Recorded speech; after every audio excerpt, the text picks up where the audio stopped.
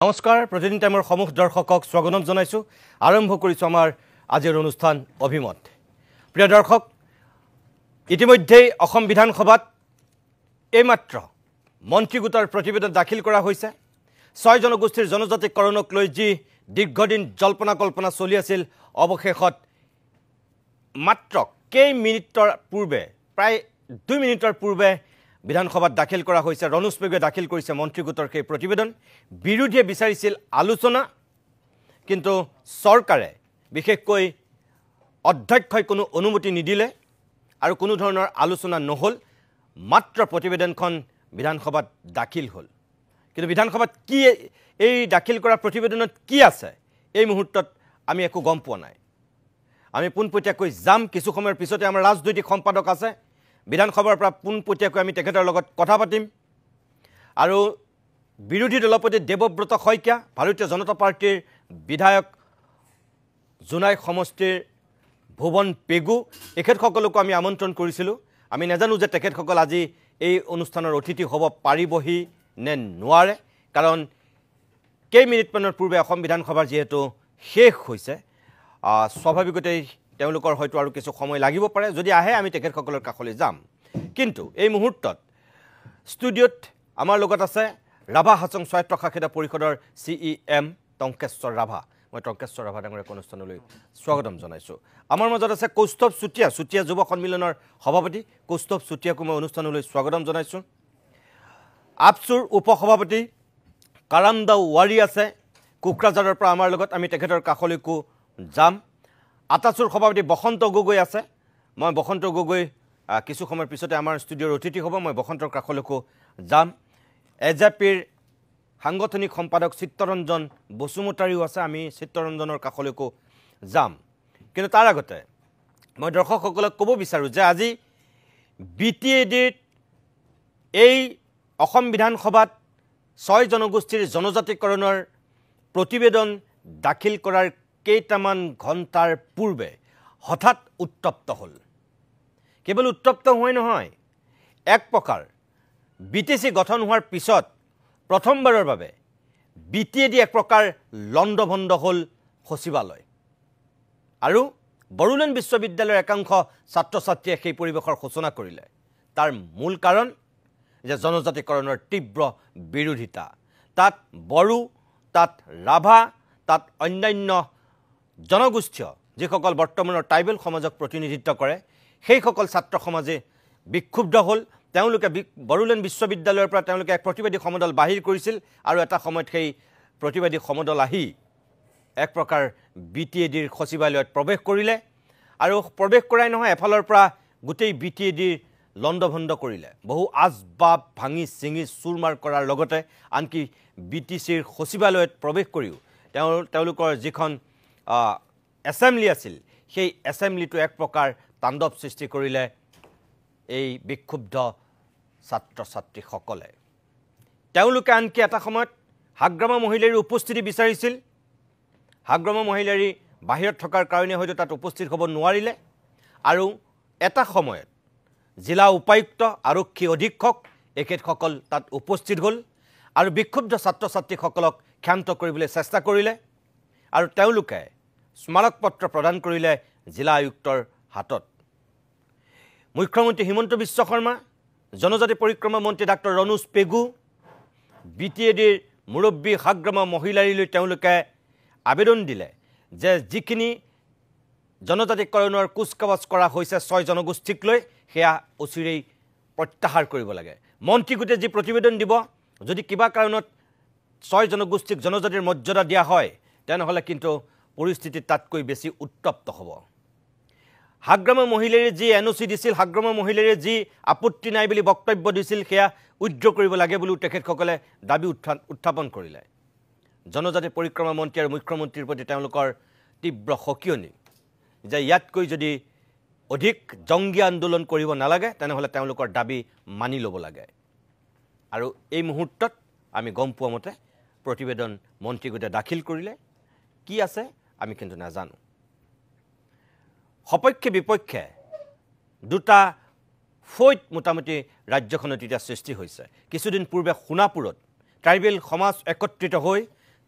এই জনজাতিকৰণৰ এক প্ৰকাৰ বিৰোধিতা কৰিছিল তেওঁলোক আতংকিত শংকিত তেওঁলোকৰ যিখিনি বৰ্তমানৰ মৰ্যাদা যিখিনি তেওঁলোকৰ সা সুবিধা সেইখিনি কৰ্তন হ'ব বুলি তেওঁলোক শংকিত আৰু সেই কাৰণে তেওঁলোকে তীব্ৰ বিৰোধিতা কৰিছিল তাৰ পিছতো আমি অভিমতত কিছু কথা পাতিছিলোঁ আজি আকৌ এবাৰ আমি এই কথাখিনি পাতিম মই যাম পোনপটীয়াকৈ ৰাজনৈতিক সম্পাদক নয়ন প্ৰতিম কুমাৰ আছে যেহেতু মই তেওঁৰ কাষলৈকো যাম আৰু ভুৱন পেগু বা দেৱব্ৰত শইকীয়া এখেতসকলৰ লগতো যদি আমি সংযোগ স্থাপন কৰিব পাৰোঁ তেতিয়াহ'লে ইয়ালৈ যদি তেখেতসকল নাহে আমি বিধানসভাৰ পৰা ল'বলৈ চাম তথাপি মই প্ৰথমতে টংকেশ্বৰ ৰাভা ডাঙৰীয়া মই আপোনাৰ কাষলৈ আহিছোঁ আজি BTADৰ যিটো পৰিৱেশ পৰিস্থিতি হঠাৎ উদ্ভৱ হ'ল আৰু যিটো আমি নেপালত দেখিছিলোঁ যিটো আমি বাংলাদেশত দেখিছিলোঁ যিটো আমি শ্ৰীলংকাত দেখিছিলোঁ সৌসিদিনাখন তেনেকুৱা এক পৰিৱেশৰ হঠাৎ সৃষ্টি হ'ল আৰু আমাৰ ইয়াত সম্পূৰ্ণৰূপে বিশ্ববিদ্যালয়ৰ পৰা ওলাই অহা একাংশ ছাত্ৰ ছাত্ৰীয়ে সেই পৰিৱেশটোৰ সূচনা কৰিলে জনজাতিকৰণৰ তীব্ৰ বিৰোধিতা কৰি তাত ৰাভা ছাত্ৰ ছাত্ৰীও আছে তাত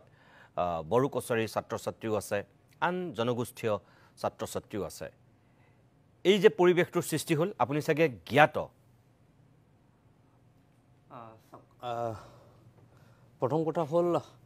আজি বিগত যদি আমি চাবলৈ যাওঁ গোটেই অসমৰ আকাশ বতাহত প্ৰায় 2 মাহ যদি আমি চাবলৈ যাওঁ জনজাতি হ'ব বিচাৰে আৰু জনজাতি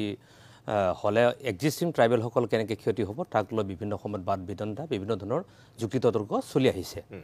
আৰু তেনেধৰণৰ পৰিৱেশৰ মাজতে অসম চৰকাৰে যি মন্ত্ৰীগোটৰ আজি ৰিপৰ্ট প্ৰতিবেদন দাখিল কৰাৰ কথা আছিলে আৰু সেই ইতিমধ্যে দাখিল কৰিছে আৰু তেনেকুৱা মুহূৰ্ততে যেহেতু বদলুন বিশ্ববিদ্যালয়ৰ ছাত্ৰ ছাত্ৰীসকলে গৈ এনেকুৱা ধৰণৰ ঘটনা ঘটিলে এইটো ভেৰি আনফৰ্চুনেট বুলি এইকাৰণে কথাখিনি কৈছোঁ এখন গণতান্ত্ৰিক দেশ সকলোৰে অধিকাৰ দাবী কৰাৰ অধিকাৰ আছে সকলোৱে বিৰোধাচৰণ কৰাৰ অধিকাৰো আছে সমান্তৰালভাৱে তেনে পৰিৱেশ পৰিস্থিতিৰ মাজত মোৰ ব্যক্তিগত এইটো চিন্তা সেই চিন্তাটো হৈছে কি আজি মন্ত্ৰীগোটে কি ৰিপৰ্ট সাবমিট কৰিলে সেই ৰিপৰ্টটোত আমি সকলোৱে আন্তৰিকতাৰে চাই তাৰ পিছত আমি ডেফিনেটলি আমি তাক প্ৰতিবাদ কৰা তাক বিৰোধাচৰণ কৰা তাক সমৰ্থন কৰা বা তাৰ কি সংশোধন আছে ইয়াৰ সংক্ৰান্তত ডেফিনেটলি আমি সময় পাম বা বিভিন্ন সময় নোৱাৰ কোনো প্ৰশ্ন থাকিব নোৱাৰে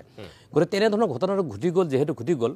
সেইটো আনফৰ্চুনেট বুলি ক'লোঁ আৰু তাৰ লগে লগে এই কথাখিনি হৈছিল বিগত 2 মাহ ধৰি মোৰ ব্যক্তিগত অভিমত এইটো হৈছে এনেধৰণৰ যে অসম চৰকাৰখনেও যে মেকানিজমটো ইমান সহজে ওলাই দিয়াটো সহজ নহয় কিন্তু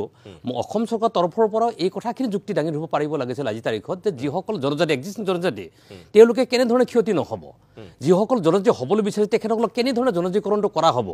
ইয়াৰ মেকানিজমৰ ওপৰত যদি এটা ধাৰণা যদি দি থ'ব পাৰিলেহেঁতেন মই ভাবোঁ কোনো ধৰণৰ অপ্ৰীতিকৰ ঘটনাবিলাক নিশ্চয় অসমবাসীত নহয় গতিকে মই ভাবিম আশা প্ৰকাশ কৰিম যে এই প্ৰতিবেদন গোটটো যিহেতু প্ৰধানে জাষ্ট আজি আৰু 10 মিনিটৰ আগত যিহেতু এইটো দাখিল কৰিছে গোটেইবিলাক ক্ষেত্ৰত এইটো চাই লোৱা যাব তাৰ পৰৱৰ্তী সময়ত একৰ্ডিংলি সেই ধৰণে কাম কাজবিলাক নিশ্চয় কৰা যাব ঠিক আছে ধন্যবাদ মই আহিম আকৌ বসন্ত গগৈ ইয়াৰ পূৰ্বে আমি বহুতবাৰ কথা পাতিছোঁ কিন্তু এই মাত্ৰ কেইটামান মুহূৰ্তৰ পূৰ্বে বিধানসভাত দাখিল হ'ল একেবাৰে শেষত দাখিল হ'ল কিন্তু কোনো ধৰণৰ আলোচনা নহ'ল প্ৰতিবেদনত কি আছে এতিয়ালৈকে আমি কোনো একো গম পোৱা নাই আপোনালোকে কিবা গম পাইছে নেকি নাই আমি তেনেকুৱা বিশেষ গম পোৱা নাই হয় আৰু প্ৰতিবেদনখন সামিল হ'ল বুলি মই এতিয়া আহি থাকোঁতে গম পালোঁ আৰু তাত কি আছে কি নাই কি বিষয় সন্নিৱিষ্ট হৈ আছে কি বিষয় তাত সন্নিৱিষ্ট নাই সেই কথাবিলাক আমি একো গম পোৱা নাই গতিকে সেইকাৰণে আমি বিশেষ উৎসাহিতও নহয় আৰু যেতিয়া আমি প্ৰতিবেদনখন পাম আৰু থ্ৰ'লি যেতিয়া আমি ৰিডিং কৰিব পাৰিম আৰু তেতিয়াহে আমি ইয়াৰ ফলটো আমি গম পাম আৰু তেতিয়াহে আমি ৰাইজৰ আগত এখন উপস্থাপন হিচাপে প্ৰথম আছিল 25 তাৰিখে দিব তাৰপিছত 27 তাৰিখ তাৰপিছত 27 তাৰিখৰ পৰা গৈ আজি অন্তিম দিনাও দিলে একেবাৰে শেষত হয় আৰু বিৰোধী এতিয়া আলোচনা বিচাৰিছিল কোনো ধৰণৰ আলোচনা নহ'ল গতিকে প্ৰতিবেদনখনত কি আছে আমি যিহেতু গম নাপাওঁ আপুনিও যিহেতু গম নাপাওঁ বুলি কৈছে তাৰমানে আজি মুখ্যমন্ত্ৰীও সদনত নাথাকিল আৰু কোনো ধৰণৰ আলোচনাও নহ'ল না বিষয়টো এনেকুৱা যে এটা দীঘলীয়া সময় মই 1 মিনিটৰ কাৰণে আপোনাক ৰখাইছোঁ বিধানসভাৰ মজিয়ালৈ আমি পোনে পোনে যাব বিচাৰিছোঁ বিষয়টোৰ সন্দৰ্ভত শিৱসাগৰৰ বিধায়ক অখিল গগৈয়ে কিছু বক্তব্য ৰাখিছে বিধানসভাৰ পৰা ওলাই আহিছে নিশ্চয় মই অখিল গগৈ কি কৈছে বিষয়টোৰ সন্দৰ্ভত অকণমান জানিব বিচাৰোঁ 49 এই 5টা পেজত কমিটিখনে যিটো সিদ্ধান্ত দিছে সেই সিদ্ধান্তকেইটা অনুমোদনকেইটা ইয়াত লিখা আছে ইয়াত প্ৰথম কৈছে যে এবাৰৰ পৰা অসমৰ এছটি বিলাকক 3টা ক্লাছিফিকেশ্যন কৰিব এটা হ'ল এছটি হিলছ এটা হ'ল ক্লাছিফিকেশ্যন 3টা বিভাজন এটা হ'ল এছটি হিলছ এটা হ'ল এছটি প্লেইনছ আৰু এটা এছটি ভেলি বা এছটি উপত্যকা এছটি ভি STV তাৰ পাছত ইয়াতে মই গোটেই ডিটেইলছ 5 পৃষ্ঠাটো পুৰা পঢ়িছিলোঁ ৰিকমেণ্ডেশ্যনছৰ ইয়াত ৰিকমেণ্ডেশ্যনছত কৈছে যে ক্ৰিয়েশ্যন অফ ST ভেলি তাত কাক ভৰাইছে ST ভেলিত 4টা কমিউনিটিক ভৰাইছে ST ভেলি বা ST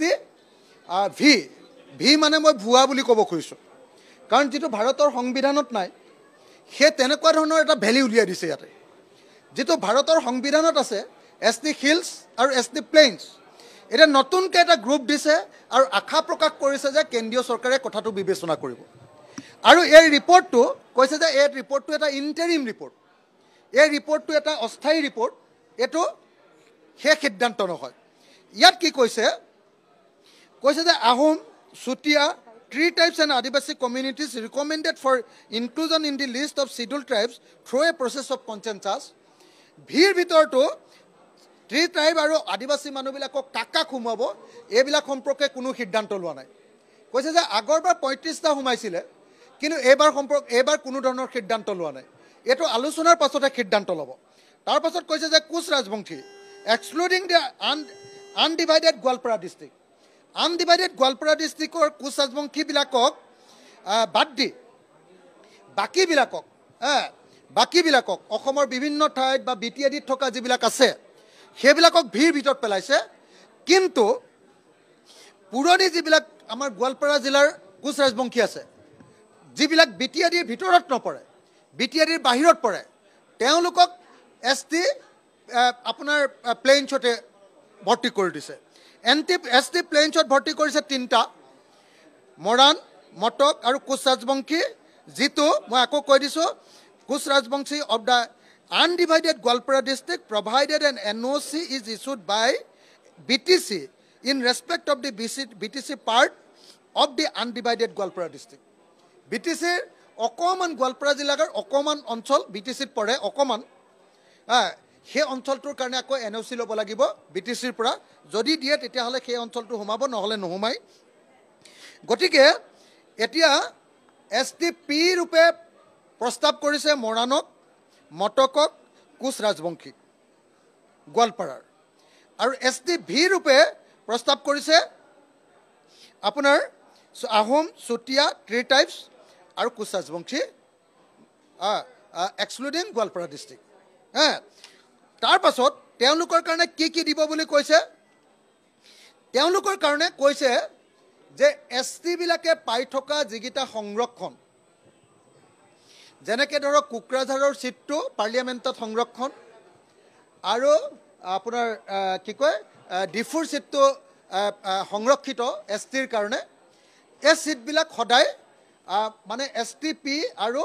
BTADৰ অকল ST এতিয়া থকাবিলাকক অৰ্থাৎ বড়োসকল আৰু BTADত থকা যিসকল এতিয়াৰ ট্ৰাইবেল নতুনকৈ হোৱা নহয় তেওঁলোকৰ কাৰণে সদায় সংৰক্ষণ হৈ থাকিব কেৱল মাত্ৰ ইয়াত আশা প্ৰকাশ কৰিছে যে যদিহে STৰ জনসংখ্যা বাঢ়ি যায় যদি কেন্দ্ৰীয় চৰকাৰে গ্ৰহণ কৰে যে ভিটোকো যদি গ্ৰহণ কৰে তেতিয়া STৰ পৰিমাণ বাঢ়িব আৰু STৰ পৰিমাণ বাঢ়িলে হয়তো এটা দুটা সিট এটামান সিট হয়তো তেতিয়াহ'লে পাৰ্লিয়ামেণ্টত ওলাব পাৰে সেই সিটটো তেতিয়া নতুনকৈ সংৰক্ষিত হ'ব গতিকে এইটো এটা একদম ভেগ কথা যাক আমি টুপি বুলি কওঁ কমপ্লিট টুপি আনহাতে বিধানসভাৰ ক্ষেত্ৰতো কৈছে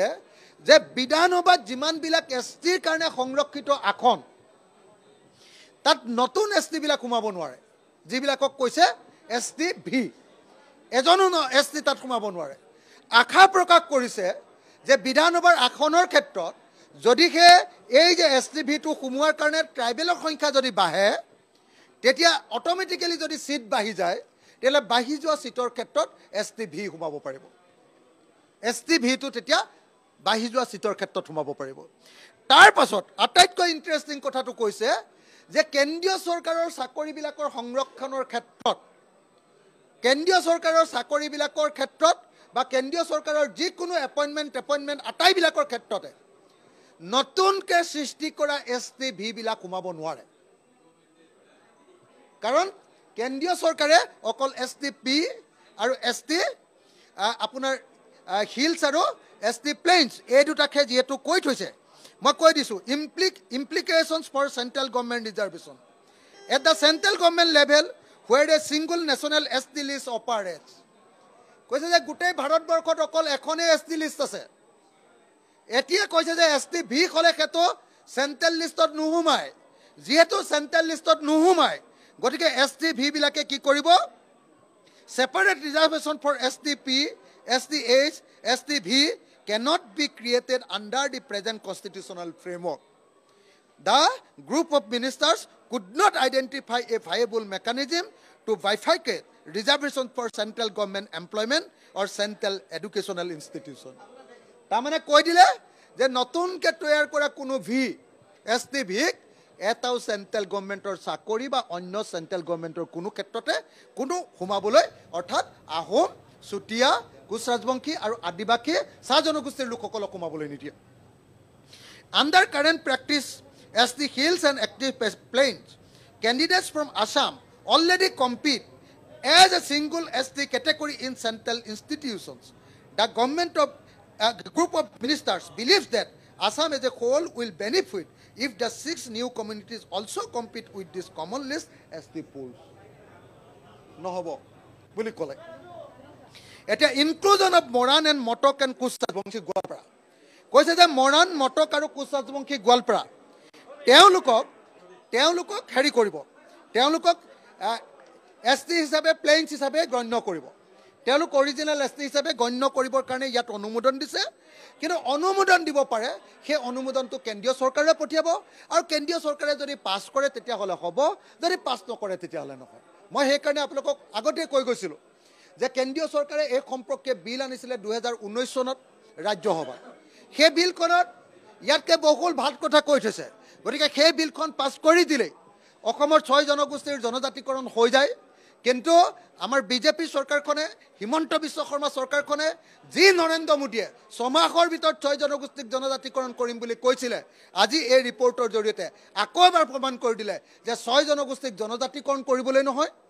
2026 চনত 6 জনগোষ্ঠীক টুপি পিন্ধাই 6 জনগোষ্ঠীক জাপি পিন্ধাই মিছা কথা কৈ ভুৱা STৰ কথা কৈ তেওঁ নিৰ্বাচনত ভোট ল'বৰ কাৰণে কেৱল এই ৰিপৰ্ট দিছে গতিকে মই এই মুহূৰ্তত আজি দেখিছিলে যে বিধানসভাত বাৰম্বাৰ কৈছিলোঁ যে এই বিষয়ৰ ওপৰত আলোচনা হ'ব লাগিব সব পলাইছে বিজেপি বিলাক সব পলাইছে অধ্যক্ষই মানি নললে সব পলাইছে যদি এখন ভাল ৰিপৰ্ট দিলেহেঁতেন তেতিয়াহ'লে কিয় তেওঁলোকে আজি আলোচনা নকৰিলেহেঁতেন এইটো 2 নম্বৰী ভুৱা ৰিপৰ্ট দিছে কাৰণে সব মন্ত্ৰী MLA বিলাক পলাইছে হিমন্ত বিশ্ব শৰ্মা যদি চাহ বাগানৰ মাটিৰ ক্ষেত্ৰত যদি তেওঁ ইমান উল্লেখ কৰিব পাৰে 6 জনগোষ্ঠীৰ জনজাতিকৰণৰ ক্ষেত্ৰতো তেওঁ জপিয়াই থাকিব লাগিছিলে কিয় আজি পলাই দিলে তাৰ কাৰণটো হ'ল তেওঁলোকে জনজাতিকৰণ দিয়া নাই ভুৱা কৰিছে গতিকে এইটো কথা মই স্পষ্ট কৰি দিছোঁ আৰু শেষত মই আৰু এটা কথা কওঁ কোকৰাঝাৰত যি ঘটনা ঘটিছে কোকৰাঝাৰৰ BTC এছেম্বলিৰ ভিতৰলৈ সোমাই ছাত্ৰ ছাত্ৰীসকলে যি প্ৰতিবাদ কৰিছে ইয়াৰ কাৰণে জগৰীয়া সম্পূৰ্ণৰূপে বিজেপি চৰকাৰ এফালেদি এক্সিষ্টিং ট্ৰাইবেলবিলাকক উচতাই দিছে আনফালেদি নতুনকৈ হ'বলগীয়া ট্ৰাইবেলবিলাককো উচতাই দিছে বিজেপি চৰকাৰে দুইফালে উচতাই লৈ এতিয়া বম্বে পাই গৈছে মুখ্যমন্ত্ৰী পলাই দিছে অসমৰ পৰা আৰু অসমত থকা জনজাতি আৰু অজনজাতি নতুনকৈ হ'বলগীয়া জনজাতিৰ মাজত সংঘৰ্ষ লগাবৰ কাৰণে এটা ৰাস্তা খুলি দিছে যদি অসমত এই ভুৱা ৰিকমেণ্ডেশ্যনটোৰ কাৰণে অসমত যদি কিবা সংঘৰ্ষ হয় সংঘাত হয় তাৰ কাৰণে সম্পূৰ্ণৰূপে বিজেপিৰ মুখ্যমন্ত্ৰী হিমন্ত বিশ্ব শৰ্মা ডাক্তৰ ৰণোজ পেগু আৰু নৰেন্দ্ৰ মোদীয়ে জগৰীয়া হ'ব বুলি মই ঘোষণা কৰিছোঁ থেংক ইউ মই সেয়া আছিল অখিল গগৈ বিধায়ক বিধানসভাৰ পৰা ওলাই তেওঁ চিধাই সংবাদ মাধ্যমৰ আগত এইখিনি বক্তব্য সদৰি কৰিছে দেৱব্ৰত শইকীয়াও কিছু বক্তব্য ৰখা বুলি যিহেতু আমি গম পাইছোঁ মই দেৱব্ৰত শইকীয়াৰ বক্তব্যখিনিও আপোনালোকক অকণমান দেখুৱাম কিন্তু মই পোনে এতিয়া বসন্তৰ কাষলৈ আহিছোঁ বসন্ত অখিল গগৈয়ে গোটেই কথাখিনি ক'লে 3টা পৰ্যায়ত ভাগ কৰা হৈছে স্পষ্টকৈ ক'লে আমি প্ৰতিবেদন পোৱা নাই যদিও তেওঁ হাতত যিহেতু প্ৰতিবেদন আছে পাইছে তেওঁ চাইছে তেওঁ বক্তব্যখিনি আপুনি শুনিলে বিধানসভাৰ পৰা বাহিৰে বাহিৰে ওলাই কৈছে এতিয়া প্ৰথম আপোনাৰ প্ৰতিক্ৰিয়া কি হ'ব আমাৰ প্ৰতিক্ৰিয়াটো এনেকুৱা কথা যে আমি আগতে কৈছিলোঁ যে এক্সিষ্টিং ট্ৰাইবেলবিলাকৰ কোনো হানি বিঘিনি নোহোৱাকৈ চৰকাৰে এটা মেকানিজিম তৈয়াৰ কৰিব লাগে এটা সূত্ৰ উলিয়াব লাগে যিটো সূত্ৰৰ জৰিয়তে আমাৰ 6টা জনগোষ্ঠীকো জনজাতিকৰণৰ তালিকাভুক্ত কৰিব পাৰি আৰু তেখেতলোকৰ কোনো অধিকাৰ যাতে খৰ্ব নহয় সেইফালে সম্পূৰ্ণৰূপে দৃষ্টি দিবৰ কাৰণে কৈছিলোঁ আৰু এই ক্ষেত্ৰত চৰকাৰে দৃষ্টি নিক্ষেপ কৰিছে বুলি আমাৰ অনুমান হৈছে আৰু বহু ক্ষেত্ৰত পলিটিকেল ৰাইটৰ কথা কৈছে এক্সিষ্টিং ট্ৰাইবেলসকলে য'ত খেলি আছে ত'ত আমাক পলিটিকেল ৰাইট নালাগে বুলি আমি আগতে কৈছোঁৱেই সেই কথাটো আমি ইয়াত টক শ্ব'ত কৈছোঁ পাব্লিক মিটিঙত কৈছোঁ ৰাজহুৱাভাৱে কৈছোঁ সকলোতে কৈছোঁ যে তেখেতলোকৰ যিটো পলিটিকেল ৰাইট আছে তাৰপৰা আমাক কাঢ়ি আনি দিব নালাগে আমাৰ নতুনকৈ আমাৰ মানুহবিলাকে য'ত য'ত আছে ত'তে আমাক সংৰক্ষণ দিয়কচোন আমি সেই কথাতে কৈ আছোঁ যাতে বহিৰাগতই আমাৰ পৰা অধিকাৰটো কাঢ়ি নিব নোৱাৰে সেইটো কথাই কৈ আছে আমিতো ট্ৰাইবেলৰ যিসকল হৈ আছে তেখেতলোকৰ পৰা অধিকাৰকাৰী আমাক দিবলৈ কথা কোৱাই নাই গতিকে সেইটো ৰিপৰ্টৰ সন্নিৱিষ্ট হৈছে গতিকে সেইটো চৰকাৰে সেই মেকানিজমটো ৰাখিছে মই তেখেতলোকক ধন্যবাদ জ্ঞাপন কৰিছোঁ আৰু আমি এটা কথা কৈছিলোঁ যে পৰীক্ষা নিৰীক্ষাৰ ক্ষেত্ৰত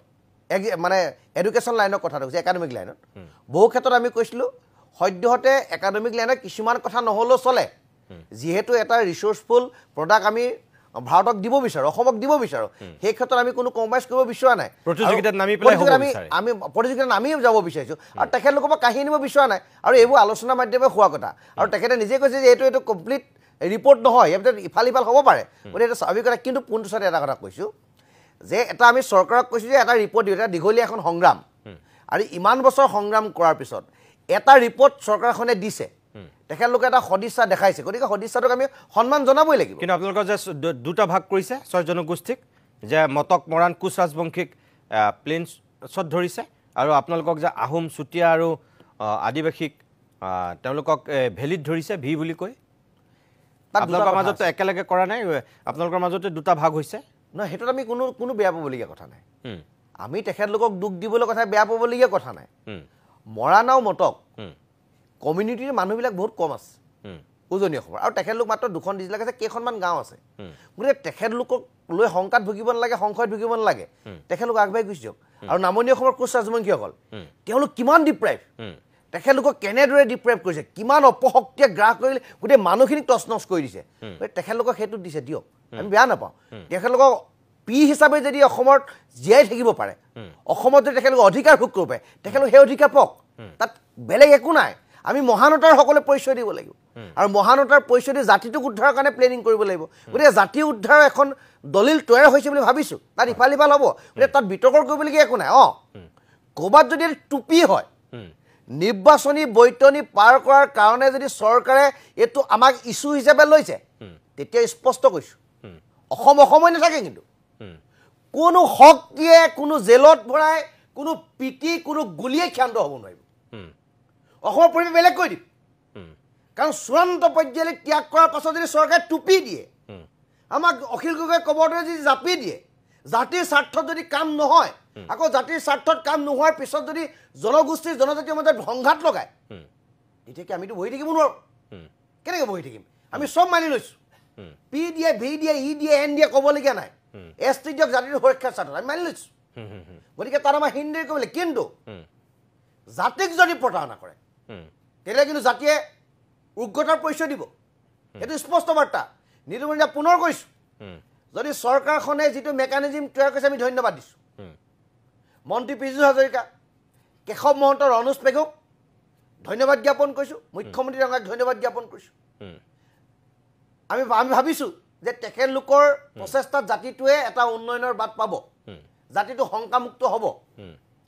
কিন্তু নিৰ্বাচনী বৈতৰণি পাৰ কৰাৰ স্বাৰ্থত যদি আমাক ঠগে আমাক যদি শংকা দুশ্চিন্তাৰ মাজত ঠেলি দিয়ে নহয় এতিয়া আপোনালোকে বিচাৰি আছিল যে নিৰ্বাচনৰ আগত আপোনালোকক জনজাতিকৰণ লাগেই এইটো যিহেতু কেন্দ্ৰৰ অধীনৰ বস্তু এতিয়া কেন্দ্ৰীয় চৰকাৰলৈহে প্ৰেৰণ কৰিব এতিয়া আহি থকা সংসদতহে এইটো ডিচিশ্যন হ'ব যে আপোনালোকক সঁচাকৈ সেইটো মৰ্যাদা দিবনে নিদিয়ে যদি সংসদত যদি নানেই ৰাজ্যসভাত আমিতো চাম হয় আজিতো ফাৰ্ষ্ট ষ্টেপ ইয়াৰ পিছত বহুখিনি চাবলগীয়া আছে বহুখিনি আমি আগবাঢ়ি যাবলগীয়া আছে আমি চাম সেইকাৰণে কৈছোঁ যদি আমাক টুপি দিয়ে জাপি দিয়ে ঠিক আছে পৰিৱেশ বেলেগ হ'ব বাৰু ধন্যবাদ জনাইছোঁ মই আকৌ আহিম আপোনালোকৰ মাজলৈ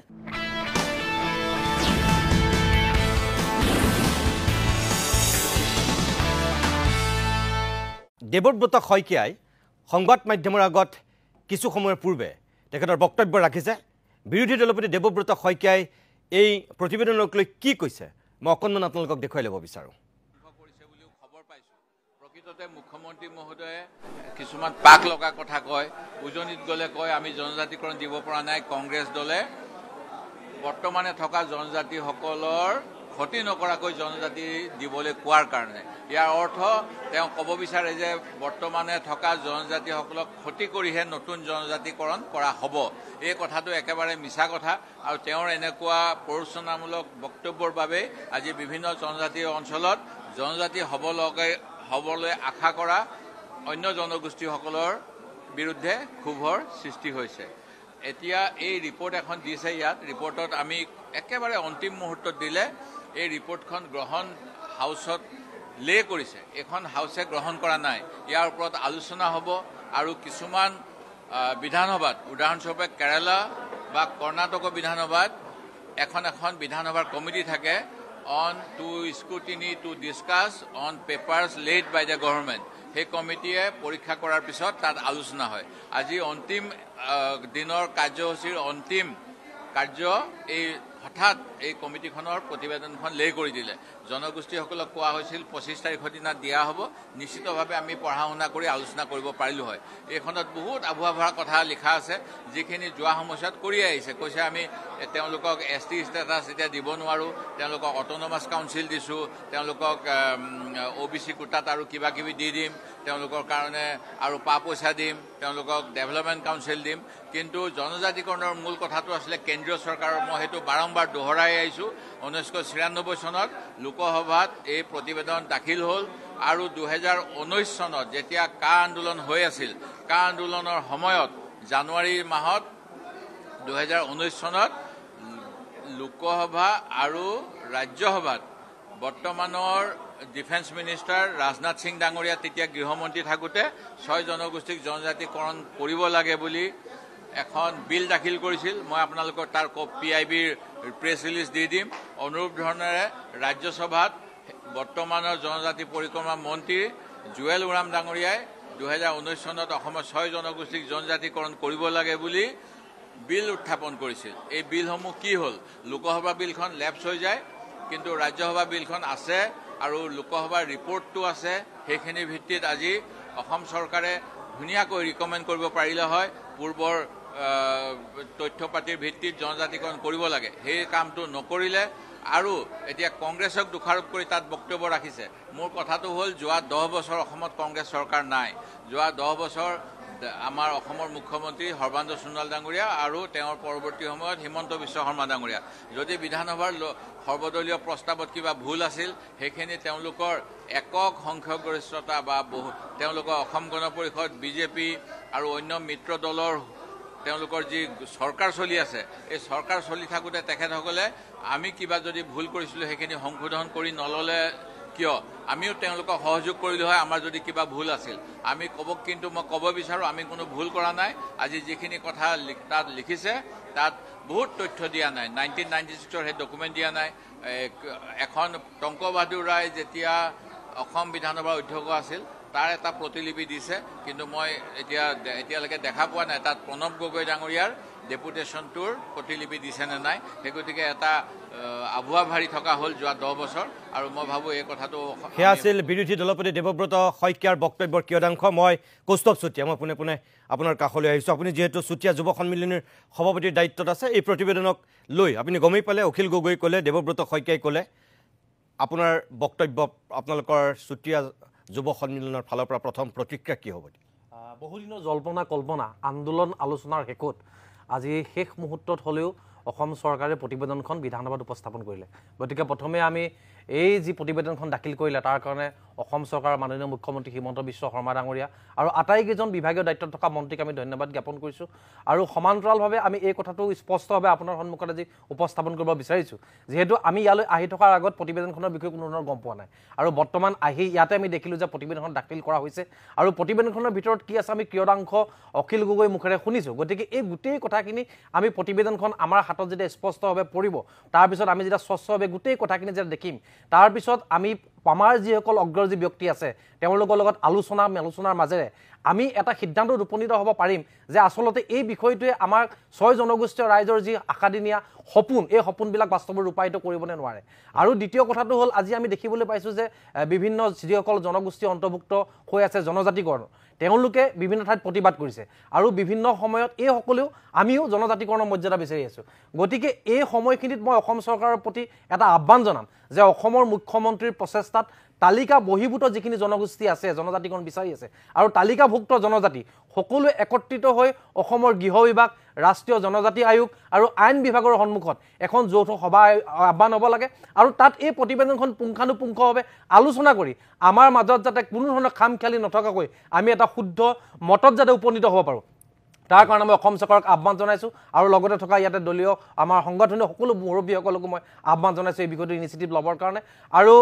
এই গোটেই প্ৰক্ৰিয়াটোক অসম চৰকাৰে এটা পৰ্যায়লৈ আগবঢ়াই নিব বিচাৰিছে গতিকে আমি অলপ দিন ধৈৰ্য ধৰিম যিহেতু আজি বহুদিন আমি ধৈৰ্য ধৰিছোঁ এই প্ৰতিবেদনখনৰ কাৰণে এতিয়া প্ৰতিবেদনখন তেওঁলোকে আজি উপস্থাপন কৰিছে ইয়াৰ পিছৰ পৰ্যায়ত প্ৰতিবেদনখন যাতে অতি শীঘ্ৰে আইনলৈ পৰিৱৰ্তন হয় তাৰ ওপৰত আমি চুতীয়া যুৱ সন্মিলন অসমকে প্ৰমুখ্য কৰি সমূহ 6 জনগোষ্ঠীয় ৰাইজে চোকা দৃষ্টি নিক্ষেপ কৰিব আৰু অসমৰ সুৰক্ষিত ভৱিষ্যতৰ স্বাৰ্থত আমি এই যিখন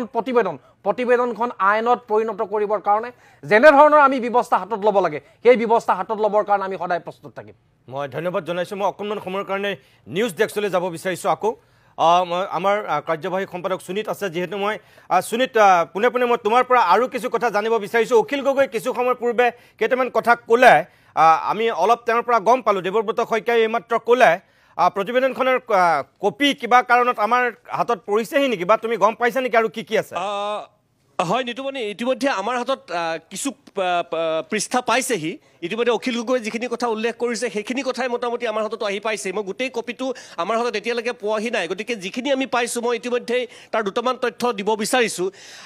ইয়াত মন্ত্ৰীগোটৰ প্ৰতিবেদনত যিকেইটা প্ৰস্তাৱ লোৱা হৈছে প্ৰথমতে যিটো কথা ইতিমধ্যে অখিল গগৈয়ে কৈ গৈছে যে তেখেতসকলে বাৰে বাৰে উল্লেখ কৰিছে যে 6 জনগোষ্ঠীৰ ৰাইজৰ স্বাৰ্থ সুৰক্ষিত কৰা হ'ব কিন্তু কোনো কাৰণতে বৰ্তমানৰ যিসকল জনজাতি আছে এছ টি হিলছ হওক বা এছ টি প্লেনেই হওক তেওঁলোকৰ কোনো কাৰণতে স্বাৰ্থ বিঘ্নিত কৰা নহ'ব বা তেওঁলোকলৈ কোনো ধৰণৰ ভয় বা শংকা কঢ়িয়াই নানিব আৰু ইয়াত তেখেতসকলে 3টা এছ টি কেটেগৰীৰ কথা কৈছে এছ টি হিলছ ইতিমধ্যে আছে এছ টি প্লেন ইতিমধ্যে আছে আৰু এছ টি ভেলী যিটো বাৰে বাৰে চৰ্চা চলিছিল আৰু অখিল গগৈয়ে কৈছে যে এছ টি ভেলী এই 3টা শাখাত ৰাইজক বিভক্ত কৰা হ'ব ইতিমধ্যে সকলোৱে গম পাইছে যে আহোমসকল টাই আহোমসকল চুতীয়াসকল টি ট্ৰাইব আদিবাসীসকল আৰু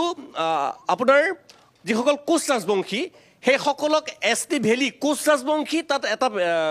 তাত ভাগ কৰা হৈছে যে excluding the undivided Goalpara district অৰ্থাৎ অবিভক্ত গোৱালপাৰা জিলাৰ ভিতৰৰ যিসকল বাহিৰৰ যিসকল কোচ ৰাজবংশী তেখেতসকল এছ টি ভেলীত থাকিব কিন্তু কেইটামান অতি গুৰুত্বপূৰ্ণ প্ৰসংগ মই উল্লেখ কৰিব বিচাৰিম যে তেখেতসকলে উল্লেখ কৰিছে the classification will apply to the state level employment education and political representation including parliament and Assembly through constitutional or statutory mechanism অৰ্থাৎ এই গোটেই এছ টি ভেলীৰ যিখিনি নতুনকৈ চিহ্নিত কৰা হৈছে আহোমসকল টাই আহোমসকল কোচ ৰাজবংশীসকল যিখিনি গোৱালপাৰা অবিভক্ত গোৱালপাৰা জিলাৰ বাহিৰৰ বা চুতীয়াসকল বা টি ট্ৰাইবসকল তেওঁলোকৰ বাবে যিটো ৰাজনৈতিক অধিকাৰ সকলোৱে যিটো লাগি আছিল বা ভূমিৰ অধিকাৰৰ প্ৰসংগলৈকে মই অহা নাই ৰাজনৈতিক অধিকাৰৰ কাৰণে পৰ্যাপ্ত যিখিনি ক্ষমা কৰিব ৰাজনৈতিক অধিকাৰ বাহিৰে শিক্ষাৰ ক্ষেত্ৰতে হওক বা অন্যান্য ক্ষেত্ৰতে হওক পৰ্যাপ্ত সুৰক্ষা গ্ৰহণৰ বাবে যিখিনি সংৰক্ষণ কৰিব লাগে তাতকৈ বেছি সেইখিনি কৰা হওক বুলি তেখেতসকলে প্ৰপ'জেল দিব অৰ্থাৎ বৰ্তমানৰ যিখিনি সংৰক্ষণ আছে এছ টি ভেলীসকলৰ কাৰণে সুকীয়া সংৰক্ষণৰ প্ৰস্তাৱ দিছে দ্বিতীয়তে তেখেতসকলে আৰু এটা কথা উল্লেখ কৰিছে আহোম আৰু চুতীয়াসকলৰ ক্ষেত্ৰত মন্ত্ৰীগোট বিপদত পৰিছে এইটো কাৰণে বিপদত পৰিছে যে আহোম আৰু চুতীয়াসকল অসমৰ বিভিন্ন প্ৰান্তত সিঁচৰিত হৈ আছে যেনেকৈ মৰাণসকল একেলগে আছে বা মটকসকল একেলগে আছে বা কোচ ৰাজবংশী অবিভক্ত গোৱালপাৰা জিলা একেলগে আছে তেনেকৈ আহোম আৰু চুতীয়াসকল গোটেই অসমত সিঁচৰিত হৈ আছে আৰু তেওঁলোকৰ উপাধি যিসকল সাধাৰণ জাতি আছে অৰ্থাৎ কলিতা কোনো কেওট এখেতসকলৰ লগত একে উপাধি হোৱাৰ বাবে তেওঁলোকক এই পৰ্যায়টোলৈ আনিবলৈ এছ টি ষ্টেটাছটোলৈ আনিবলৈ কিছু অসুবিধা হৈছে বুলি তেখেতসকলে উল্লেখ কৰিছে এইধৰণে উল্লেখ কৰিছে given the wide geographical spread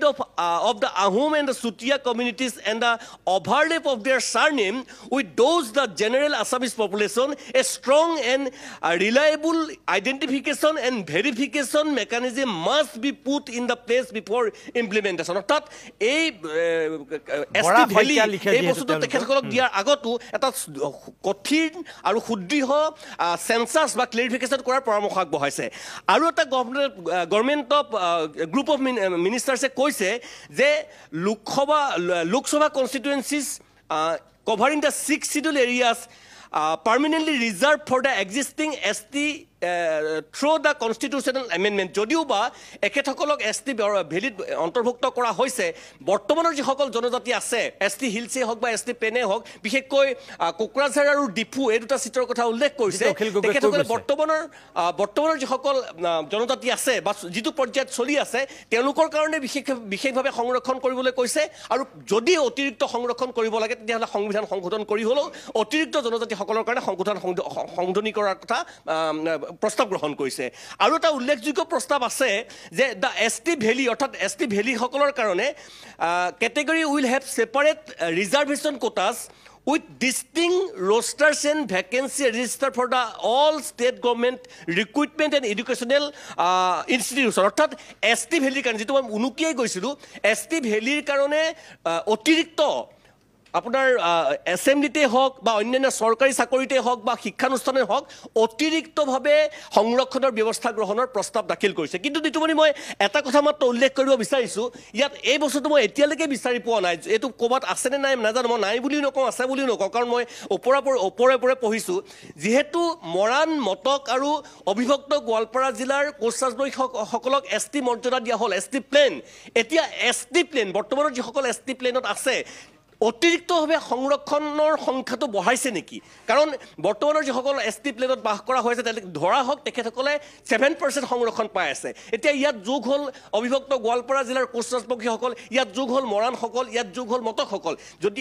7% to 7% থাকে তেতিয়াহ'লে নিশ্চয় তাত যথেষ্ট বিতৰ্কৰ সূচনা হ'ব। যদি 7% to 10% হয় তেতিয়া আমাৰ ক'ব লগা বা তাত প্ৰশ্ন অৱতাৰণা হ'ব লগা নাই। গতিকে এই কথাখিনি অকণমান আৰু অলপ ভাবিব লগা আছে বা পঢ়িব লগা আছে। থুলমূলকৈ এতিয়ালৈকে আমাৰ হাতৰ পৰা তথ্য অনুসৰি এইখিনি প্ৰস্তাৱ গ্ৰহণ কৰা হৈছে। মই ধন্যবাদ জনাইছোঁ। মই চিত্ৰৰঞ্জন বসুমতাৰী যিহেতু আমাৰ মাজত আহি পাইছেহি, মই চিত্ৰৰঞ্জনৰ কাষলৈ আহিছোঁ। শুনিলে আপুনি কথাখিনি, সুনীতে কৈছে, তাৰ আগত অখিল গগৈ বা দেৱব্ৰত শইকীয়াইও কৈছে। দুটা সংগঠন, যি দুটা সংগঠনে আপোনাৰ কাষতেই বহি আছে, আহোম আৰু চুতীয়া, তেওঁলোকে নেতৃত্ব দি আছে, বিভিন্ন সময়ত দাবী কৰি আহিছিল 6 জনগোষ্ঠীৰ ভিতৰত অন্যতম জনগোষ্ঠী।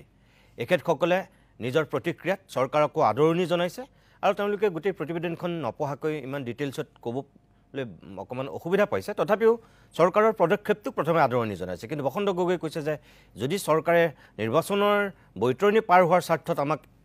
এইটো এটা মিছা প্ৰতিশ্ৰুতি দি পেলাই আভুৱা ভাবিব বিচাৰিছে, তেতিয়া কিন্তু এইটো আগন্তুক দিনত বৰ ঠিক নহ'ব। আপোনালোকে কোন দৃষ্টিভংগীৰে চাইছে আজিৰ এই মন্ত্ৰী গোটৰ প্ৰতিবেদনক?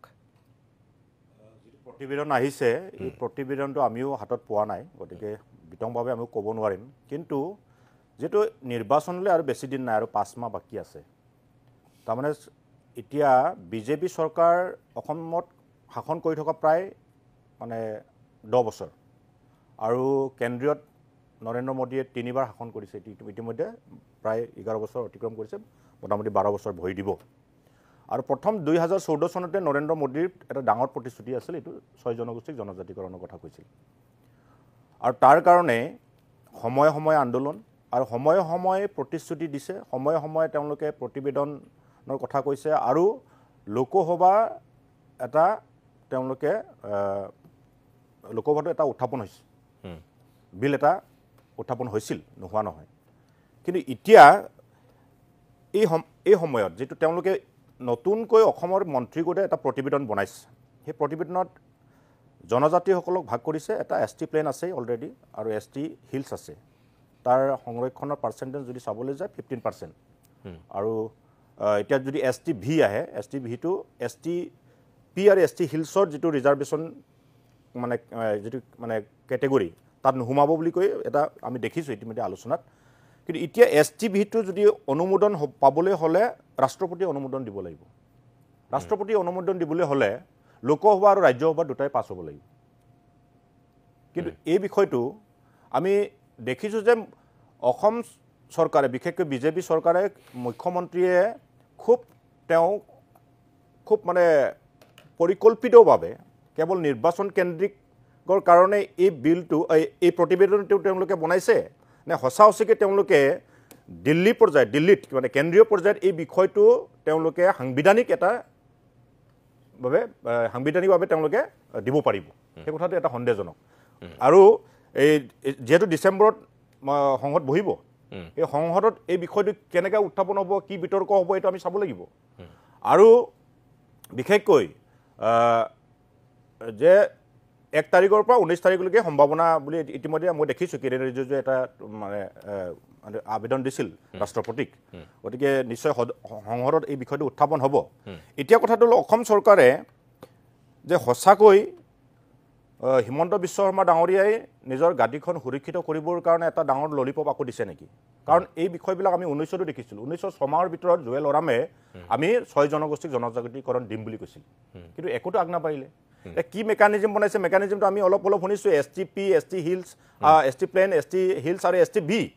এটা STBটো মই ক'লোৱে ৰাষ্ট্ৰপতি অনুমোদন দিব লাগিব সেই পৰ্যায়লৈ যাব লাগিব এতিয়া অহা এমাহৰ ভিতৰত যেহেতু সংসদ বহিব তাত উত্থাপন হ'লে কিমান বিতৰ্ক হ'ব কি হ'ব এইটো আমি চাব লাগিব আৰু কিমান সাংবিধানিক হয় না নহয় এই বিষয়টো যে STB যে দিছে এইটো সাংবিধানিক হ'ব নে নহ'ব এইটো মূল কথা এতিয়া যিয়ে নহওক ৰাইজৰ অখিল গগৈ কৈছে ভি মানে ভুৱা আমি সেই পৰ্যায়ত আমি ক'ব বিচৰা নাই 6 জনগোষ্ঠীৰ আশা আকাংক্ষা আমি দেখিছোঁ যে তেওঁলোকে দীৰ্ঘদিন এটা আন্দোলন কৰিছে এটা মৰ্যাদা বিচাৰি আছে এটা সাংবিধানিক এটা প্ৰাপ্য বুলি ধৰি লোৱা হৈছে এইটো বিচাৰি আছে তাৰ বাদেও যিসকল এক্সিষ্টিং জনজাতি আছে তেওঁলোকেও বিৰোধিতা কৰিছে কাৰণ তেওঁলোকৰ যাতে কোনো ধৰণৰ ক্ষতি হ'ব নালাগে বুলি কৈছে গতিকে ক্ষতি নোহোৱা বা ক্ষতি হোৱা এই বিষয়বিলাক সময়ে ক'ব এই প্ৰতিবেদনত কেনেকৈ উল্লেখ কৰিছে আমি প্ৰতিবেদন এতিয়ালৈকে পঢ়া নাই কিন্তু সাম্প্ৰতিক সময়ে আমি দেখিছোঁ যে 5 মাহৰ ভিতৰত যেহেতু নিৰ্বাচন আছে নিৰ্বাচন কেন্দ্ৰিক যদি প্ৰতিবেদন দিছে ইতিহাসত কিন্তু কলংকিত হ'ব যদি এই প্ৰতিবেদনৰ নামত প্ৰতিবেদনটো পঠাই যদি কেন্দ্ৰীয় চৰকাৰে যদি গ্ৰহণ নকৰে লোকসভা আৰু ৰাজ্যসভাত যদি মানে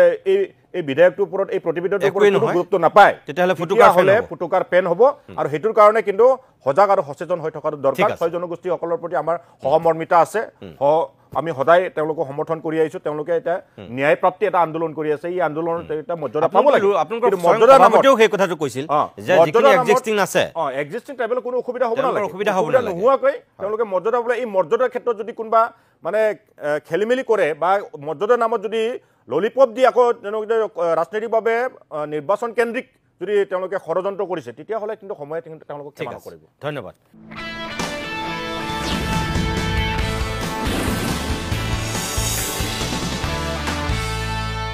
মই কোকৰাঝাৰলৈ যাব বিচাৰিছোঁ আপচুৰ উপসভাপতি কাৰামদা ৱাৰী আছে ৱাৰী মই অনুষ্ঠানলৈ আপোনাক বহুত কম মানে বহুত দেৰিকৈ কথা ক'বলৈ দিছোঁ বেয়া নাপাব ইয়াত এখেতসকলে কৈ আছিল আপুনি চাগে শুনিছে যিহেতু আজি মন্ত্ৰীগোটৰ প্ৰতিবেদন দিলে আপচুৰ সভাপতি দীপেন বড়োৱে নিজৰ স্থিতি স্পষ্ট কৰিছিল আনকি সোণাপুৰৰ সভাটো টংকেশ্বৰ ৰাভা আদিত্য খাকলাৰীহঁতৰ লগত তেখেতে উদাত্ত কণ্ঠৰে ভাষণ দিছিল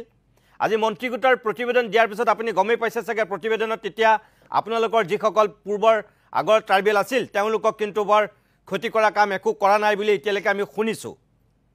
যিখিনি অখিল গগৈয়ে কৈছে বা যিখিনি আমাৰ কাৰ্যবাহী সম্পাদক সুনীত ভূঞাই কৈছে আগৰ ট্ৰাইবেলসকলৰ বৰ বিশেষ ক্ষতি হোৱা নাই যেন লাগে আপোনাৰ এতিয়া প্ৰথম প্ৰতিক্ৰিয়া কি হ'ব হয় আমি এতিয়া যেহেতু শুনিলোঁ আপোনাৰ পৰাও শুনিলোঁ আৰু অখিল গগৈ ডাঙৰীয়াৰ পৰাও শুনিলোঁ যেহেতু আমি কাগজখন বা ৰিপৰ্টখনৰ ফুল ডকুমেণ্ট দেখা নাই লগতে ইয়াত যেহেতু বহুত কথা বিবেচনা কৰিবলৈ আছে তাত কিবা ভি লগাই দিছে কাকবা আৰু কাকবা প্লেনছত লগাই দিছে তো এইটো ক্ষেত্ৰত যেহেতু এইটো প্ৰতিবেদনহে আৰু সাংবিধানিক ব্যৱস্থাত কেনেকৈ হ'ব তাৰ বিষয়টো লৈ আমাৰ আজিৰ যেহেতু অসমৰ এক্সিষ্টিং ট্ৰাইবেলক এফেক্ট হয় নে নহয় এতিয়া কোৱাটো আমাৰ কাৰণে অতি টান কিয়নো সাংবিধানিক ব্যৱস্থা যেতিয়া হ'ব বা হ'বলৈ গৈ আছে তেতিয়া এই প্ৰতিবেদনৰ বেচিছত হ'বনে নাই সেইটো আমাৰ কাৰণে সন্দেহজনক ইয়াৰ কাৰণে আমি এই ফুল সম্পূৰ্ণ ৰিপৰ্টটো আমিও বিবেচনা কৰি চাম আমাৰ চিচিটোৱাৰ মৰ্যাদাটো এতিয়া চলি আছে এইটো আমি চাই আছোঁ ইয়াৰ কাৰণে নিখিল বড়ো ছাত্ৰ সন্থাৰ পৰাও আমি সেইটো বিবেচনা কৰি চাম লগতে আমাৰ মতটো একে সকলো চিচিটোৱাৰ সংগঠন লগত থকা আৰু গোটেই এক্সিষ্টিং ট্ৰাইবেলৰ মতামতটো একেই মতামত যাহাতে কোনো আমাৰ এক্সিষ্টিং ট্ৰাইবেল ক্ষতিকাৰক নহয় আৰু যদি এইটো সাংবিধানিক ব্যৱস্থাত যদি আমাক এনেকা এটা বিবেচনাত গুচি যায় বা আজিৰ যিটো 6 শিডিউল এৰিয়াৰ যিটো এনঅ'চিৰ কথা ওলাইছে তো এইবোৰ যদি অনাগত দিনত যদি এইটো ক্ষতিকাৰক হয় তেতিয়াহ'লে নিশ্চয় আমি এইটো প্ৰতিবাদ কৰি যাম আৰু প্ৰতিবাদ কৰি থাকিম আজি যেটো কোকৰাঝাৰত পৰিবেশৰ সূচনা হল বিশেষকৈ বড়োলেণ্ড বিশ্ববিদ্যালয়ৰ একাংশ ছাত্ৰ ছাত্ৰী ওলাই আহি বিটিচিৰ যি পৰিষদ আছিল তাত প্ৰৱেশ কৰি যি ধৰণৰ পৰিবেশৰ সূচনা কৰিলে তেওঁলোকে এই ক্ষেত্ৰত আপুনি কি ক'ব আজি যেহেতু যোৱা 3 দিনৰ পৰা আমাৰ ইয়াত বিভিন্ন কলেজৰ ষ্টুডেণ্ট ইউনিয়ন ইউনিভাৰ্চিটিৰ ষ্টুডেণ্ট ইউনিয়ন আৰু লগত যেহেতু 27 তাৰিখত আমি নিখিল বড়ো ছাত্ৰ সন্থা আৰসু গাৰো ষ্টুডেণ্ট ইউনিয়ন কোকৰাঝাৰত বিভিন্ন কোকৰাঝাৰৰ আমি টাউনত যেহেতু এটা প্ৰতিবাদ কাৰ্যসূচী লোৱা হৈছে আৰু আজি যেহেতু university students Kokrajhar university Bodoland university তেওঁলোকে নিজাববীয়াকৈ এটা প্ৰটেষ্ট ৰেলী ওলাইছে আৰু ইয়াত যেহেতু আজি সকলো নৱপ্ৰজন্ম সকলো ট্ৰাইবেল ইউথছ তেওঁলোকে জানে তেওঁলোকে বুজি পায় যে কিমান কষ্টৰে কিমান অসুবিধাৰ মাজে যে ট্ৰাইবেল ষ্টুডেণ্টবিলাকে ইউনিভাৰ্চিটি পঢ়িবলৈ পাইছে CIT পঢ়িবলৈ পাইছে কোকৰাঝাৰ ইউনিভাৰ্চিটি পঢ়িবলৈ পাইছে এই কাৰণত তেওঁলোকে সেইটো বুজি নিজে তেওঁলোকৰ সিদ্ধান্ত লৈ এই প্ৰটেষ্ট কাৰ্যসূচীটো লোৱা হৈছে কিন্তু আজি যেহেতু ইয়াত বড়োলেণ্ডৰ যিটো ছেক্ৰেটাৰিয়েটত তেওঁলোকে সোমালে সেইটো বহুতৰ কথা বহুতৰ ষ্টুডেণ্টৰ ইমোশ্যনছ আৰু তেওঁলোকৰ আন্দোলনৰ যি যুক্তি আৰু লগত তাত তেওঁলোকৰ যিটো সেন্টিমেন্টাল হৈ গৈছে ইয়াৰ কাৰণে কিছু অংকত তেওঁলোকে যেনেকা তাত সোমাইছে এইটো আমি দেখিছোঁ কিয়নো আজি যি ইমোশ্যনছ আৰু সেন্টিমেন্টত যিটো ইউথ আজিৰ নৱপ্ৰজন্ম আপুনিও জানে সকলোৱেও জানে যে জেড জেনেৰেশ্যন বুলি যাক আমি কওঁ বা আমি জানো যে সেইটোত যাহাতে সকলোৱে মানে কুইক জাষ্টিছ বিচাৰে সকলোৱে ভুল ধাৰণা ভুল ডিচিশ্যন নিবিচাৰে সদায় কাৰেক্ট ডিচিশ্যন বিচাৰে তো ইয়াৰ কাৰণে তেওঁলোকে সেইটো এটা প্ৰতিবাদ কাৰ্যসূচী লৈ তাত সোমাই গ'ল এইটো আমি দেখিছোঁ কিন্তু আমি এইটো অনুৰোধ কৰিব বিচাৰোঁ যে প্ৰতিবাদ হ'ব লাগে জাষ্টিছ বা ন্যায় বা বড়োলেণ্ডৰ সুৰক্ষিত বা ট্ৰাইবেলৰ সুৰক্ষিতৰ ক্ষেত্ৰত মাত মাতিব লাগে সেইটো সকলোৰে অধিকাৰ আছে ইয়াৰ ক্ষেত্ৰত তেনেকা অনাগত দিনত যাহাতে যেনেকা য'তে নাথাকে কিয় বা কেনেকা প্ৰটেষ্ট কৰিলে কিয় তাত ভাইলেন্স হ'ব নালাগে আৰু ইয়াৰ ক্ষেত্ৰত অনাগত দিনত যাহাতে আমাৰ যিমান ইউথ আছে আৰু প্ৰটেষ্টাৰ্ছ আছে যুক্তিৰে যেহেতু তেওঁলোকেও দাঙি ধৰিছে তো ইয়াৰ ক্ষেত্ৰত আমি নিখিল বড়ো ছাত্ৰ সন্থাৰ পৰা তেওঁলোকৰ ওপৰতো আমাৰ আহ্বান সদায় থাকিব আন্দোলনটো আমি যুক্তিৰ ক্ষেত্ৰত বা আমাৰ ৰাইটছৰ কাৰণে আমি কৰিম আৰু সকলোৱে একমত আছে কিন্তু আজি যেটো হৈ গ'ল তাৰ ক্ষেত্ৰত আমি অভিজ্ঞতা নাছিলে আৰু তেওঁলোকে যেটো আজি এই প্ৰতিবাদ কৰিলে বড়োলেণ্ডৰ পৰা যেটো আগৰ এনঅ'চি লৈ তেওঁলোকে সেইটো খুবত আছিলে তো ইয়াৰ ক্ষেত্ৰত আমি যাহাতে অনাগত দিনত পিসফুল আন্দোলন গণতান্ত্ৰিক আন্দোলন যেটো হৈ থাকিব ইয়াত যাহাতে সকলোৱে সহযোগ কৰে কিয়নো চৰকাৰৰ ফালৰ পৰা সহযোগ কৰিব লাগিব কিয়নো 6 শিডিউল কাউন্সিলৰ আটাইতকৈ বেছি এটা প্ৰভাৱ যেহেতু কাউন্সিল যেটো এষ্টাব্লিছমেণ্ট আণ্ডাৰ 6 শিডিউল এইটোৱে মানে ট্ৰাইবেল সকলৰ ৰাইটছৰ কাৰণে আৰু বেছিভাগ আন্দোলন কৰা যেটো ইয়াত আন্দোলনৰ পৰিণতিতহে আমাৰ এষ্টাব্লিছমেণ্টৰ 2003 6 শিডিউল কাউন্সিল হৈছে তাৰ কাৰণে সকলোৰে ইমোশ্যন আৰু সেন্টিমেন্টত বেছিকৈ ইয়াত আঘাত পৰে তো ইয়াৰ কাৰণে আমি নিখিল বড়ো ছাত্ৰ সন্থাৰ পৰা সেইটোৱে স্পষ্ট মত যাহাতে কোনো ঠাইত কোনো জায়গাত যাহাতে আকৌ মানে এনেকা ভাইলেন্স যাহাতে নহয় কিয়নো আমি যুক্তিৰে সদায় একেলগে সবে যাম আৰু ইয়াৰ ক্ষেত্ৰত আমি এক্সিষ্টিং ট্ৰাইবেল সকলক যাহাতে কোনো ক্ষতিকাৰক নহয় এইটো আমি নজৰ ৰাখিম কাৰামদা মই আপোনালোকৰ সভাপতি দীপেন বড়োৰ লগতো পাতিছিলোঁ এই ঘটনাটো সংঘটিত হোৱাৰ পিছত আৰু হাগ্ৰামা মহিলাৰ লগতো মই পাতিবলৈ চেষ্টা কৰিছিলোঁ কিন্তু তেখেতক নাপালোঁ কিন্তু তেখেতৰ লগত থকা দুই একক পাইছোঁ তেওঁলোকৰ কথা হ'ল যে আপুনি যিটো কথা ক'লে যে আপচুৰ উদ্যোগত নিখিল ৰাভা ছাত্ৰ সন্থা আৰু গাৰো ছাত্ৰ সন্থাৰ লগত যে 27 তাৰিখে যিখন বৈঠক হৈছিল সেই বৈঠকখনৰে বোলে আজি প্ৰভাৱ বুলি এটা শিবিৰে ক'ব বিচাৰিছে আৰু দীপেন বড়োৱে কৈছে একেবাৰে গম নাপায় তেওঁলোক জ্ঞাত নহয় এই সন্দৰ্ভত আপচু বা সিদিনাখনৰ তেনেকুৱা সভাখনৰ কোনো ইয়াত প্ৰভাৱ পৰা নাই কিন্তু একাংশ প্ৰতিবাদকাৰী আজি যেতিয়া তাত প্ৰতিবাদ কৰিছিল লণ্ডভণ্ড কৰিছিল ভাঙি চুৰমাৰ কৰিছিল তেওঁলোকে নিজৰ দুখ স্বীকাৰো কৰিছে দুই একে কৈছে যে এইটো আবেগত কৰি দিলে কিন্তু এইটো হ'ব নালাগিছিল তেনেকৈও কৈছে দুই একে কিন্তু তেওঁলোকে এইটোও কৈছে যে তাত যে বড়ো ছাত্ৰ সন্থা আছে বা আৰ্চুৰ বা আপোনাৰ গাৰুৰ প্ৰতিনিধি যে আছে তেওঁলোকে সেই কথাটো কিন্তু কৈছে তাৰমানে আপোনালোকক কোনোবাই বদনামী কৰিবৰ কাৰণে তেনেকুৱা কাম কৰিছে নেকি নে এইটো খুবত হৈছে নাই যোৱা 27 তাৰিখত যি আমাৰ প্ৰটেষ্ট ৰেলে হৈ গ'ল আমি ভাবো যে আজিৰ যি ৰেলে হেতু আমাৰ তাত এটা কোনো তাত উঠুনি নাই বা লগতে তেওঁলোকে যিটো নিজাববীয়াকে 27 তাৰিখৰ দিনৰ ভাগত ইউনিভাৰ্চিটিত আপুনি দেখিছে ইউনিভাৰ্চিটি প্ৰাংগণত সকলো ট্ৰাইবেল ষ্টুডেণ্ট ওলাই আহি তাতে তেওঁলোকে প্ৰটেষ্ট কৰিছে আৰু ইয়াৰ ক্ষেত্ৰত তেওঁলোকে কোকৰাঝাৰত যোৱাকালি গোটেই কলেজৰ প্ৰাংগণত যেহেতু তেওঁলোকে অৰ্গেনাইজ কৰিছে যে কলেজৰ ইউনিয়ন আৰু আজি তেওঁলোকে এই ইউনিয়নৰ লগত লগ লাগি কোকৰাঝাৰ ইউনিভাৰ্চিটি বডলেণ্ড ইউনিভাৰ্চিটি তেওঁলোকৰ নিজাববীয়াকে সিদ্ধান্ত লৈ তেওঁলোকে প্ৰটেষ্ট ৰেলীটো লৈছে আমি এফচুৰ ফালৰ পৰা যেনেকৈ ডিফেণ্ডাৰ ক'লে সভাপতিয়ে আমি সকলোৱে এইটো অভিজ্ঞত নহয় যে তেওঁলোকে সেইটো মানে এনেকা ডাঙৰ মানে আমি মোবাইলত দেখিলোঁ টাইমত দেখিলোঁ যেতিয়া মানে আমি কোকৰাঝাৰত নাছিলোঁ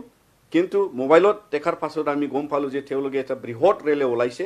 তো ইয়াৰ ক্ষেত্ৰত হয় নিশ্চয় তেওঁলোকে যিটো যুক্তি দাঙি ধৰিছে সেইটো সঁচাসঁচিকে মানে জাষ্টিফাইড আৰু বডলেণ্ডৰ ক্ষেত্ৰত তেওঁলোকে চিৰিয়াছ হৈ পৰাৰ কিছু যুক্তি তেওঁলোকে দাঙি ধৰিছে সেইটো হ'ল যে হাগ্ৰামা মহিলাৰী ডাঙৰীয়া যিটো আজিৰ চিফ হৈ থকাৰ সময়ত আৰু যোৱা যিটো তেওঁৰ চৰকাৰৰ সময়তে যিটো তেওঁলোকে 2016ত যিটো এটা NOC এছেম্বলিৰ পৰা পাছ কৰাই দিছিলে তাৰ বিষয়ক লৈ তেওঁলোকেও এইটো এটা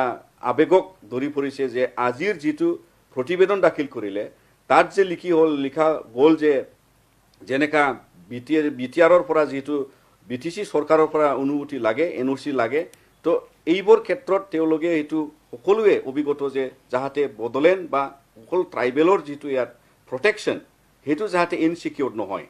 আৰু ইয়াত যিটো লেণ্ড ৰাইটছৰ পৰা লৈ ৰিজাৰ্ভেশ্যনৰ ক্ষেত্ৰত পলিটিক্সৰ ক্ষেত্ৰত শিক্ষাধিকাৰ ক্ষেত্ৰত যাতে এই প্ৰটেকশ্যনটো সদায় থাকে কিয়নো আমি দীৰ্ঘদিনৰ পৰা ইয়াত আমি বঞ্চিত হৈ আছিলোঁ তো তাৰ কাৰণে তেওঁলোকৰ যুক্তিটো জাষ্টিফাইড আৰু তেওঁলোকৰ আন্দোলনৰ আজি যি তেওঁলোকে স্বীকাৰ কৰিলে সেইটো ভৱিষ্যত হ'ব নালাগে সেইটো আমি আহ্বান জনাম বাৰু মই ধন্যবাদ জনাইছোঁ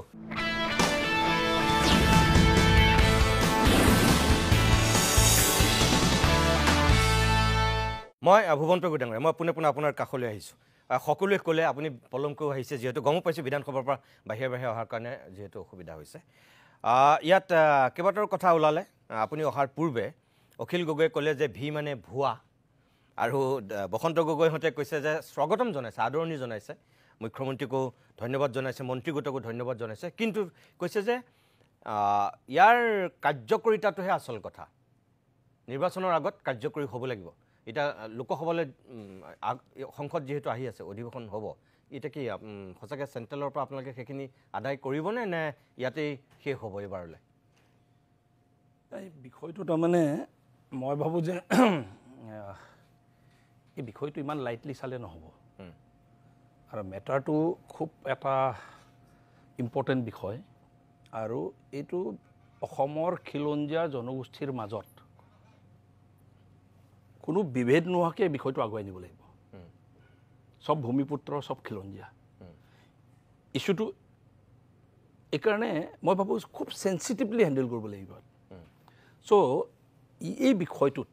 গভৰ্ণমেণ্টে এটা প্ৰচেষ্টা চলাইছে যে পুৰণা যিখিনি জনজাতি পুৰণা জনজাতিসকলৰ অধিকাৰত খৰ্ব নকৰাকৈ নতুন এই আমাৰ 6টা জনগোষ্ঠীয়ে যিটো বিচাৰিছে কেনেকৈ দিয়া যায় সেই দিব বিচৰা বিষয়টোত এটা এপ্ৰ'চ লৈছে ছেইম কেটেগৰী হ'লে এফেক্ট হ'ব পুৰণা জনগোষ্ঠীসকলে পুৰণা জনজাতিসকলে ছেইম কেটেগৰী যদি হয় এফেক্ট হ'বই কনফাৰ্ম সেইটো চবেই জানে চ' এইকাৰণে আজিলৈকে চাবলৈ গ'লে এইকাৰণে এই বিষয়টোত ছেপাৰেট কেটেগৰী এটা কথাৰ কথা অসম চৰকাৰে প্ৰপ'জ কৰিছে এইটোক লৈ মই ভাবোঁ যে অখিল গগৈয়ে তাচ্ছিল্য কৰাটো ভাল নহয় গভৰ্ণমেণ্টে আন্তৰিকতাৰ এটা প্ৰচেষ্টা চলাইছে আৰু এই প্ৰচেষ্টাক কেন্দ্ৰীয় পৰ্যায়লৈ আগুৱাই নি সংবিধান সংশোধন কৰাই যে এক্সিষ্টিং ট্ৰাইবেলৰ কোটাত আৰু এক্সিষ্টিং ট্ৰাইবেলৰ যিটো আপোনাৰ কেটেগৰী আছে এই কেটেগৰীত ৰাজ্যৰ পৰা আৰম্ভ কৰি কেন্দ্ৰলৈকে যিখিনি সা সুবিধা পাই আছে পুৰণা ট্ৰাইবেলসকলে সিহঁতক ক্ষতি নকৰাকৈ এই যে নতুনকৈ যিসকলে বিচাৰিছে সিহঁতক দিয়াৰ বিষয় এটাত আগুৱাই গৈছে সেইটো আদৰণি জনাব লাগে আৰু মই ভাবোঁ যে এনেকুৱা সময়ত অসম চৰকাৰক বিৰোধীয়ে হওক যিমান ৰাজনৈতিক শক্তি আছে যিসকলে সঁচাকৈ কিবা এটা ইয়াত আন্তৰিকতাৰে ভাবি আছে চবেই মই ভাবোঁ যে সহযোগ কৰিব লাগে পৰামৰ্শ দিব লাগে আৰু এইটো জটিলতা আছে এইকাৰণেই কমপ্লিকেটেড বিষয়টো এইকাৰণে ইমান দিন লাগিছে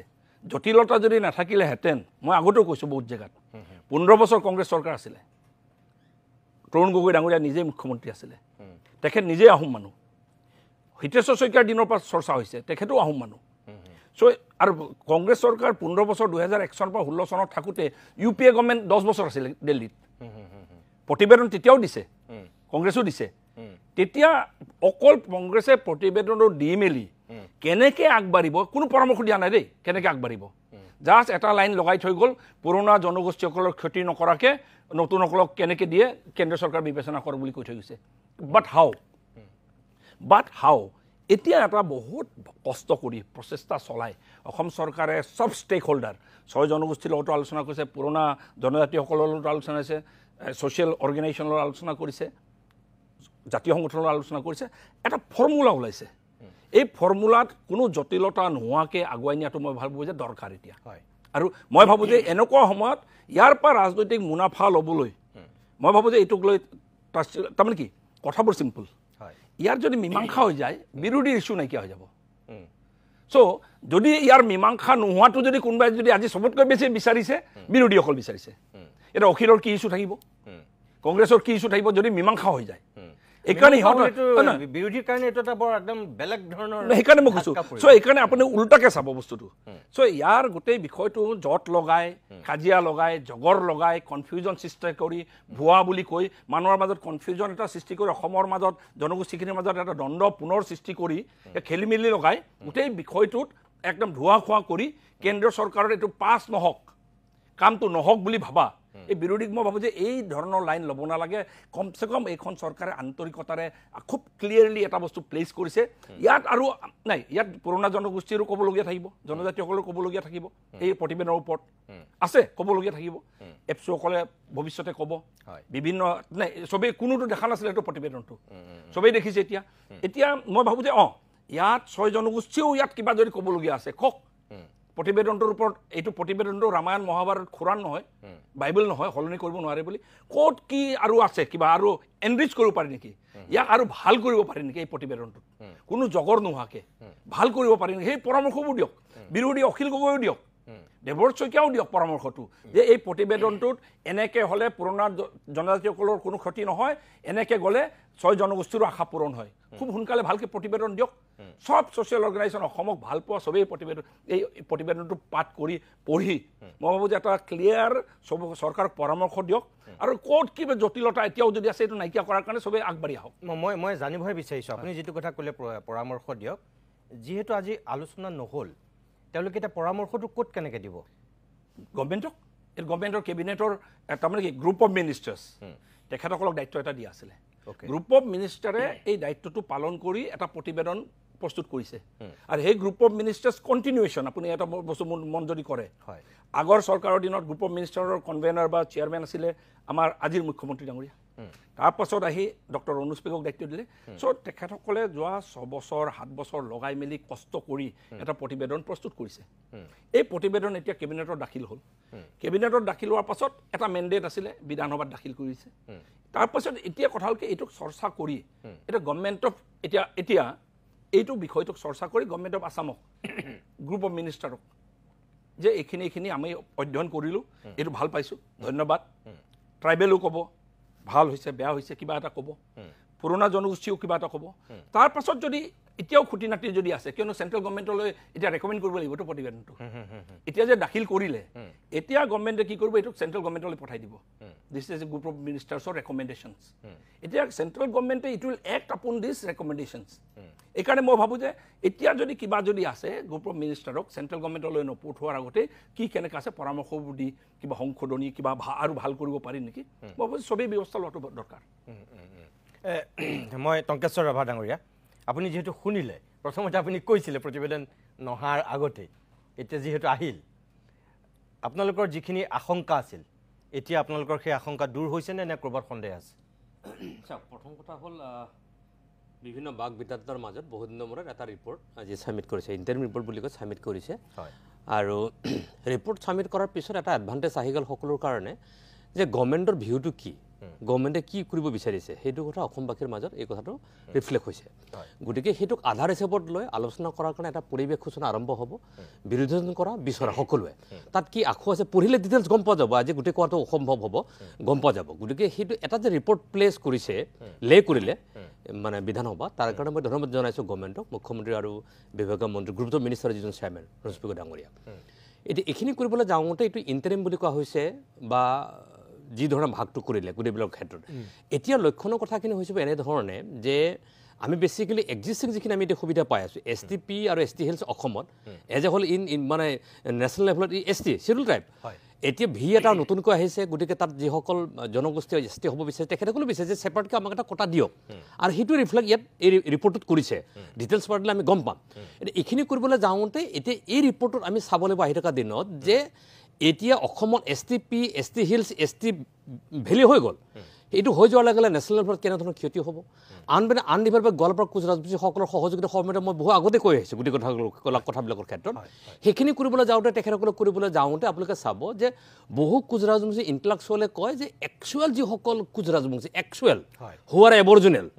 কোচ ৰাজবংশী পৰে তেওঁলোকৰ মেক্সিমাম 3 লাখৰ পৰা 4.5 লাখৰ ওপৰত নহয় অভিযুক্ত গোৱালপাৰা জিলাত কিন্তু সেইটো কৰিবলৈ যাওঁতে আমি এটা বস্তু চাব লাগিব এই ৰিপৰ্টটো ফাইনেল ৰিপৰ্ট কৰিবলৈ যাওঁতে বা before submit union government submit কৰাৰ আগতে এটা বস্তু চাব লাগিব যে এনেকুৱা বহু টাইটেল লিখা মানুহ থাকিব যে পূৰ্ববংগীয় বহু মানুহ অহা আছে এইটো ভেৰি চিৰিয়াছ এইটো চাব লাগিব এইটো মাইক্ৰস্কোপিক ৰেঞ্জত আমি চাব লাগিব গ্ৰুপ অফ মিনিষ্টাৰো নিশ্চয় চাব আমি সেইটো চাম যেনে দাস তাতে লেখা বহু মানে হিন্দু বেংগলী মানুহ আছে তেখেতসকলে যাতে সুবিধাটো কোচ ৰাজবংশীলৈ ল'ব নোৱাৰে বহু মহন্ত তাতে লিখা মানুহ পূৰ্ববংগীয় কিছু অহা মানুহ আহি ইয়াত বসবাস কৰি থকা যে তেখেতসকলে যে কোচ সুবিধাটো ল'ব নোৱাৰে চৰকাৰ তাতে লিখা মানুহবিলাকে যাতে ল'ব নোৱাৰে চৰকাৰ ৰাজবংশী আছে নাই বুলি মই কোৱা নাই গতিকে এই দৃষ্টিভংগী চাব লাগিব আৰু এক্সিষ্টিং যিখিনি আমি এতিয়া BTCৰ এটা কথা আনিছে তাত যে ছিক্সুৱেল এৰিয়াটোক বাদ দি তেখেতসকলে NOC পালেহে তেখেতসকলৰ আকৌ প্লেনছটো হ'ব নে নহ'ব ইজ ডিপেণ্ড আপন দা ছিক্সুৱেল NOC কিন্তু হোৱাট এবাউট আপোনাক ষ্টেট ৰিকমেণ্ডেড অট'নমাছ কাউন্সিলবিলাক কি হ'ব সেই বস্তুবিলাক ইন ডিটেইলছত চাব লাগিব কিন্তু এই কথাখিনি মই ধন্যবাদ দিম গভৰ্ণমেণ্টখনক যে এটলিষ্ট অন্ততঃ এটা ডিছকাছ কৰিবৰ কাৰণে এটা বেছ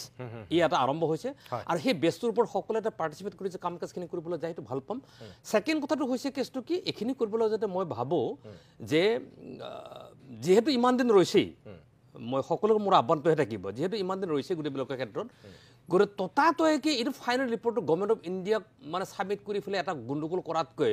আৰু মোৰ ডিছকাশ্যন মোৰ এলাবৰেটলি গোটেই ডিছকাশ্যন কৰি পেলাই কি ক্ষতি নাতি আছে আমি তাত ৰাভাসকলে কি ক্ষতি হ'ম নে নহ'ম